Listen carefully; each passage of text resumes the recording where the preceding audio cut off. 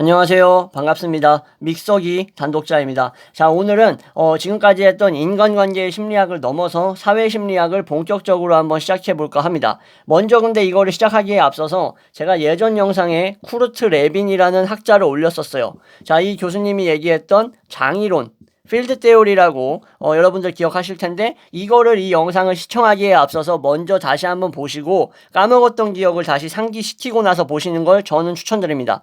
뭐 그게 귀찮다, 그냥 이것부터 볼랜다 하시는 분들은 뭐 보셔도 상관은 없습니다. 그러나 제가 다시 한번 말씀드리지만, 다시 가셔가지고 이 영상을 보시고 온 다음에 보는 거랑 또 안 보고 보는 거랑은 좀 느낌이 다를 거예요.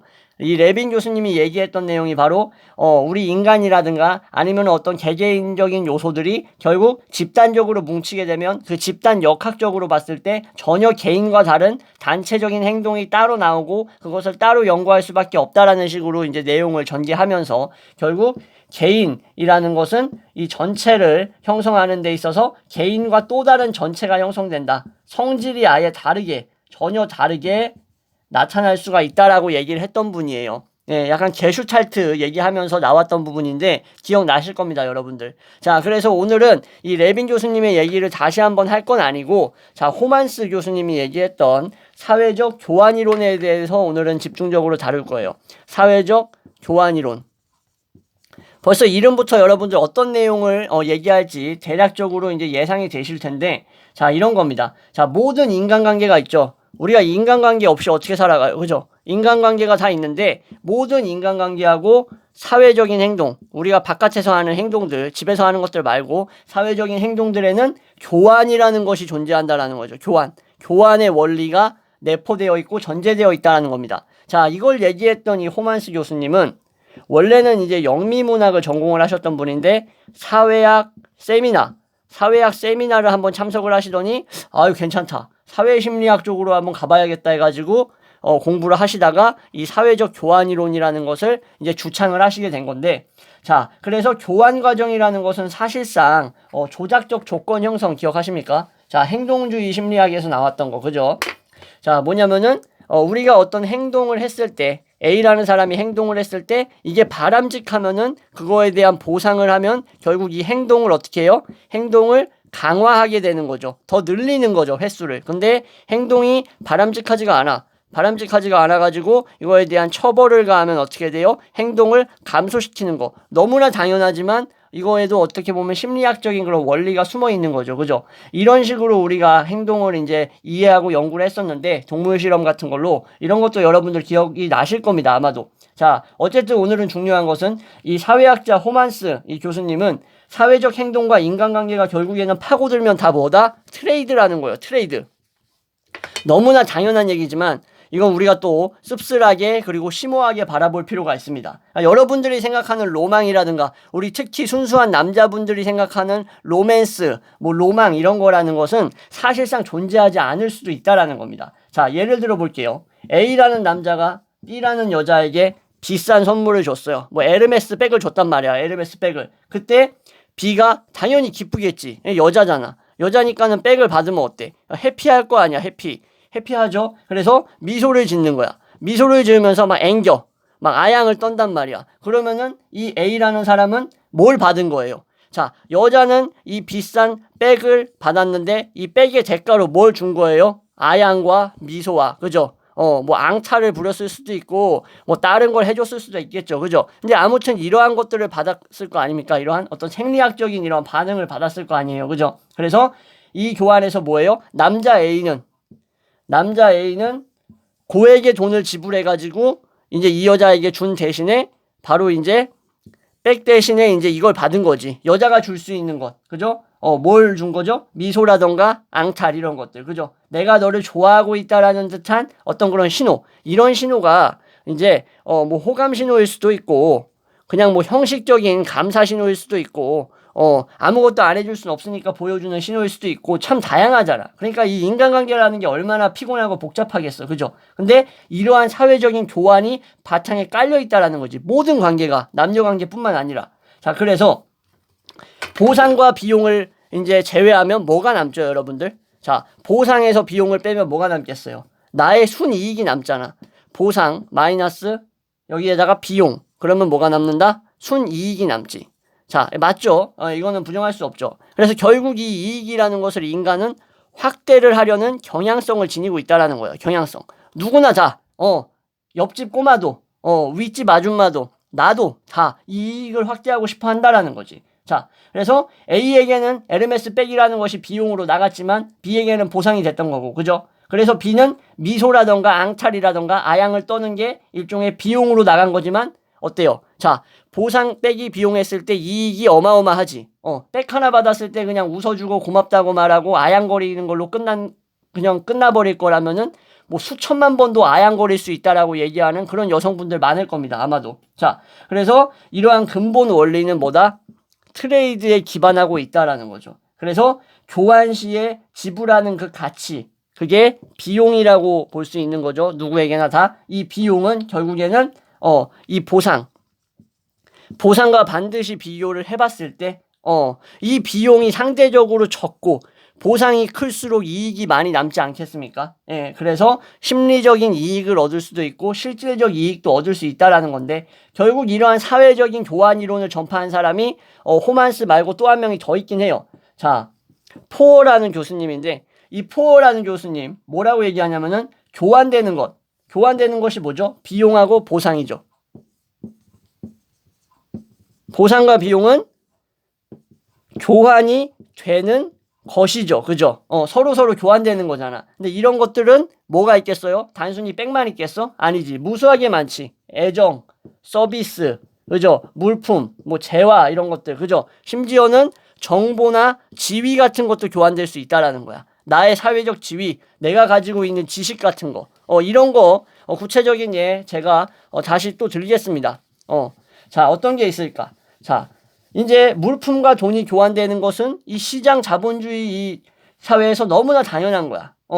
그래서 우리가 그냥 바깥에만 나가가지고 뭘 구매하려고만 해도 물품하고 돈하고 교환되는 것은 흔하게 볼 수 있어. 자, 근데 이런 것도 있죠. 애정과 지위하고 교환되는 게 있어요.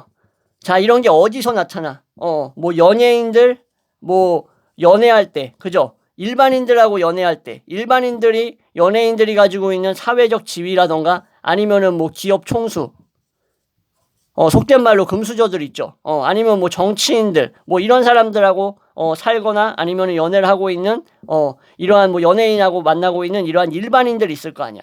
이런 사람들이, 자, 이 연예인이라던가 정치인, 기업 총수라는 금수저 같은 인간들의 사회적 지위와 자신의 애정하고 교환하고 있다고 볼 수가 있는 거잖아. 너무 삭막한 거 아니에요, 단독자님? 이렇게 얘기하실 수 있는데 삭막하지 않습니다. 사실이고 현실이에요. 그러면은 이 사회적 지위가 없이 얘가 기업 총수가 아니라 그냥 대머리 발랑 까진 탈모 아저씨야. 탈모 아저씨고 돈이 무슨 뭐 일론 머스크처럼 있는 게 아니라 통장에 잔고가 100 얼마밖에 없어. 그러면은 일반인이 이 머리 발랑 까지고 대머리 같은 아저씨를 왜 만나? 사회적 지위가 있고 기업 총수이고 정치인이기 때문에 만나거나, 예를 들어서 좀 이건 안 좋은 말이지만 스폰 같은 걸 할 거 아니에요. 스폰 같은 걸 할 거 아니야. 이런 이유가 다 뭐예요? 결국 모든 인간관계와 행동은 교환 원리에 의해서 돌아간다라는 거지. 그래서 돈하고 서비스하고 교환되는 경우도 있죠. 뭐가 있겠어요? 알바할 때 그렇잖아, 알바할 때. 무슨 뭐 이렇게 콜센터 알바할 때 서비스 하는 거 아니에요? 서비스 콜센터. 예? 뭐 고객님, 뭐 뭘 도와드릴까요? 뭐 이런 식으로 막 하잖아요. 내가 봤을 때 근데 가끔 보면은 이 콜센터 알바하는 애들 있죠. 콜센터. 얘네가 갑인 것 같아, 오히려. 물론 뭐 갑을 관계를 따지는 게 웃기긴 한데, 얘네 무슨 뭐 고객 대하는 거 보면은, 귀찮으니까 빨리빨리 얘기하고 사라지라는 식으로 얘기하는 사람들이 있어요. 이런 것도 참 안타까운, 현대사회의 모습이긴 한데, 아무튼 간에 이런 식으로 돈과 서비스가 교환될 수도 있고, 말씀드렸다시피 애정과 사회적 지위가 교환될 수도 있고, 순수하게 정보가 교환될 수도 있습니다. 저 같은 경우는 이제 뭐 정보와 정보를 교환하는 걸 상당히 좋아했어요. 대학생 때도 이런 거 좋아했지만, 물론 저는 제가 가지고 있는 정보와 뭐하고도 교환했어요? 음식하고도 교환을 했어. 이 여자애들, 과에 이제 같이 이제, 뭐라 그래야 돼? 같은 과에 이제 여자 후배들이, 이 밥을 사준다고 하면서 저의 이제 시험 기간 때 이제 제가 이제 공부했던 것들을 이제 많이 이제 얻어갔지. 저는 이제 곱창 같은 거 얻어먹고, 무슨 뭐 아구찜 같은 거 얻어먹으면서, 제가 알고 있는 지식을 이제 해줬던 거지. 사실상 이제 공유라고는 하지만 그게 거래잖아, 결국에는. 정보하고 뭐하고 바꾼 거예요. 물질하고 바꾼 거지. 이런 식으로 볼 수 있다라는 거예요. 여러분들 분명히 아셔야 되는 게, 다 이런 식으로 돌아가지 않을 거다라고 생각하고 무슨 뭐 낭만이라던가 여러분들 뭐 로맨스 얘기하는 이런 아직도 이런 어리석은 분들이 계시는데 여러분들이 뭔가를 줄 수 있는 사람이 아니면 여러분들은 개처럼 버려질 거예요. 저기 뭐라 그럴까? 사냥이 끝나버린 강아지. 마약 탐지가 끝나버린 그 공항의 그 강아지들 있잖아. 뭐 도베르만을 쓰는지 리트리버를 쓰는지 잘 모릅니다. 그 마약 탐지견을 뭘 쓰는지 잘 모르는데 아무튼 그런 강아지들이 이제 더 이상 후각이 예민하지 않고 죽음이 임박했을 때 어떻게 돼요? 안락사 당하잖아. 안락사. 예전에 그 사냥개들 더 이상 사냥 못하면 어떻게 했어? 그냥 안락사 시켜버렸잖아. 생명이고 뭐고 간에 동물이라고 생각하고 짐승이라고 보고. 자, 그래서 하나의 인격체라던가 어떤 생명체라고 보질 않았던 거지. 인격체는 아니긴 하지만 사실상 그래도 소중한 생명이잖아요. 근데 어떻게 했어? 사냥을 이제 더 이상 할 수 없는 사냥개는 안락사 당했잖아. 여러분들 똑같아요. 현실도. 여러분들이 이 현실 사회에서 당신이 무엇이든 간에 아무것도 줄 수 없는 존재가 되어버리잖아. 그럼 여러분들은 정말 이 사냥이 끝나버린 개처럼 마약 탐지를 더 이상 못하는 후각이 마비된 개처럼 버려질 거란 말이야. 여러분들 이거 반드시 기억해야 됩니다. 자, 그러면은 이런 어떤 목적과 교환의식이 없는 인간관계도 있지 않겠어요? 그런 인간관계 있지 않겠어요? 하겠는데 딱 하나 있어. 오로지 only one 딱 하나 있다고. 이런 인간관계. 여러분들이 말하는 그런 낭만적 인간관계 하나 있잖아. 맹목적 인간관계. 내가 정보를 주지 않고 내가 사랑을 그렇게 많이 주지 않고 내가 돈을 주지 않고 내가 물품을 주지 않고 내가 지위 어떤 그런 허세 명예욕을 주지 않아도 여러분들에게 어떤 그런 소중한 인간관계를 선사해 줄 수 있는 맹목적이고 목적 없는 인간관계가 뭐예요? 바로 어머니의 사랑이에요, 여러분들. 이거 명심해야 됩니다. 물론 그렇지 않은 어머니들도 있지. 자식 새끼 뭐 갖다 버리고 뭐 저기 뭐 박수홍 아버지 봐요. 박수홍 아버지 형이랑 형 부인이랑 짜가지고 그 박수홍 그거 뭐야? 인터넷에서 그리고 뭐 저기 뭐 생각이 안 나 용어가 갑자기 미디어에서 막 돈 벌어온 거 어떻게 해요? 다 갈취했다며 지금까지 형하고 아버지하고. 자, 이런 아버지도 있어요. 이런 어머니도 있고. 그렇지만 뭐다? 거의 99% 이상의 어머니들이 어때요? 자식에 대한 사랑. 어머니의 자식에 대한 사랑은 맹목적이라는 거지. 여러분들이 말하는 그런 낭만이라는 거지. 여러분들이 말하는 낭만은 여기에밖에 없다. only one. 여러분들이 지금 만나고 있는 옆에 뭐 남자친구, 여자친구 제가 비하하는 건 아닌데 뭐다? 다 여러분들의 사회적 지위라던가 여러분들의 돈이라던가 아니면 여러분들의 그 피규어라던가 외형이라던가 아니면은 뭐 여러 가지 있지. 여러분들이 그 대상에게 주고 있는 여러분들이 당신의 애인에게 주고 있는 일종의 서비스라던가 재화가 좋아가지고 만나는 거다. 자, 이러한 교환 관계다. 여러분들 이 얘기를 들었을 때 기분 더러워하면 안 됩니다. 이게 사실이거든. 예. 아니면 어떤 정보를 전해주기 때문에 서로 친하게 지내는 걸 수도 있어요. 자, 이렇게 해서 오늘 영상 마무리할 건데 그래서 결국 뭐다? 결론이 사회적 교환 이론에 따르면 인간의 심리는 뭐예요? 가장 낮은 비용을 통해서 비용을 가장 낮춰가지고 뭘 얻으려고 해요? 이익을 가장 높이려고 한다라는 거야. 보상을 가장 많이 받으려고 하는 게 뭐예요? 자, 이익을 극대화하고자 하는 그런 심리가 내재되어 있다라는 거고 이거에 있어서 예외인 인간은 거의 없다.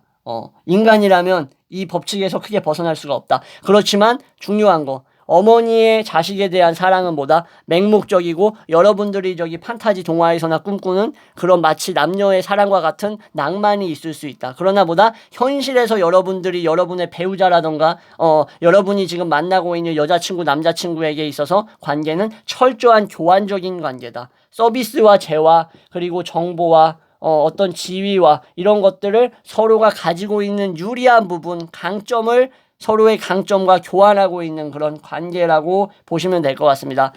영상 보시고 나서 괜히 기분 더러워지지 않으셨으면 좋겠어요. 이게 현실이에요. 네, 다시 한번 말씀드리고 이 중요한 말씀 하나 더 드리고 끝내겠습니다.